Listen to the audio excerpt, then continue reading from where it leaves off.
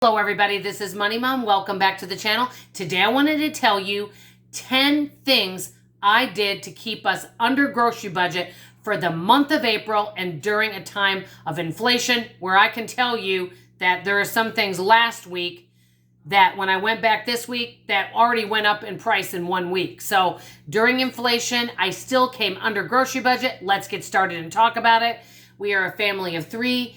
I budget $425 a month for all of our food. Some folks think that's a generous budget. Some people think it's not. Everybody has to do what works for them. But I used to have a $450 budget, and I decided to decrease it to see what I could do. The good news is we only spent $392, so I came under $400 for the month, and our budget's $425. I was really excited about that. I'm going to tell you the 10 things I did. The first thing I did is I'm playing a game called This or That. So let's say, for example, you wanted 2 treats at the grocery store. You can say, well, I can either buy this, let's just say it's some cookies, or that. You cannot buy both things. And so I played the this or that game. That way we're buying a lot less processed foods because I'm not allowing as many to come into our home, because a lot of times in our grocery budgets, half the stuff in our cart can be all processed or packaged things, and that can add up quick. Number 2, you guys already know this. Before I get up to the register, I put an item back. That saved me $2.50 this month. I played the this or that game, and I said, well, I can either buy my daughter this treat or I can buy her that treat, but I can't buy her both. So I ended up putting back a candy bar.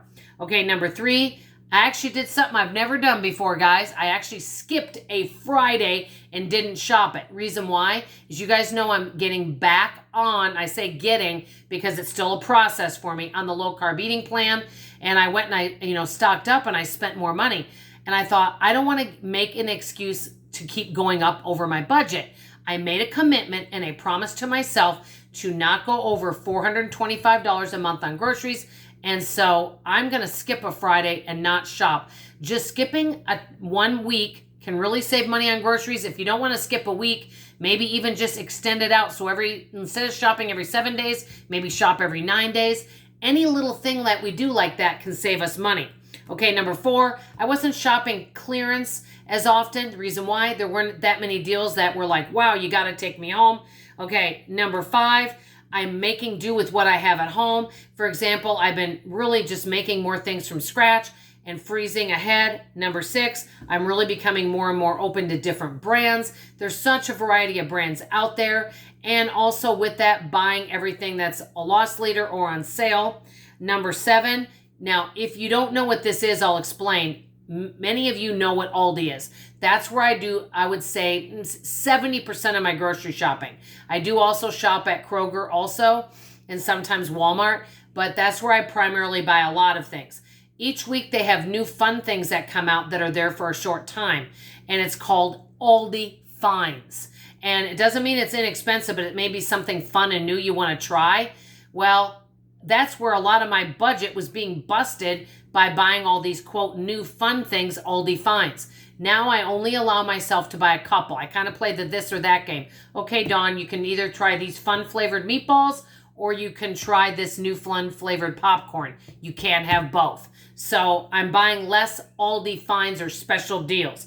Number 8, I'm making ahead, and I already mentioned this in freezing. I made my husband's favorite cookie, and I made 3 batches of them and then froze them.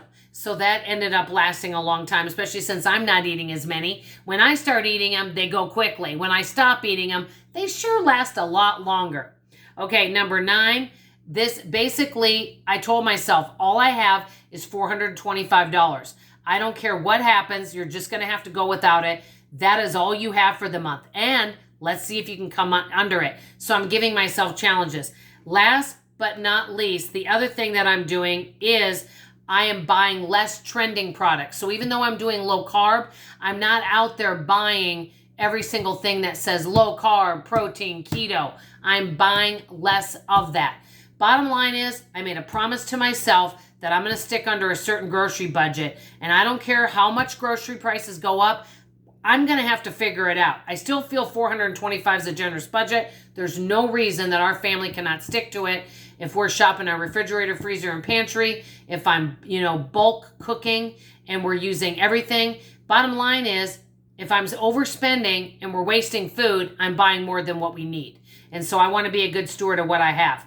This is what my question for you guys today. How are you saving money at the grocery store? Are you spending more? Are you spending less? And what are you doing to save on your bill? I'd love to hear from you in the comments below. That's all I have to say for now. I love you. I appreciate you. And I'll see you on tomorrow morning's video. Bye-bye.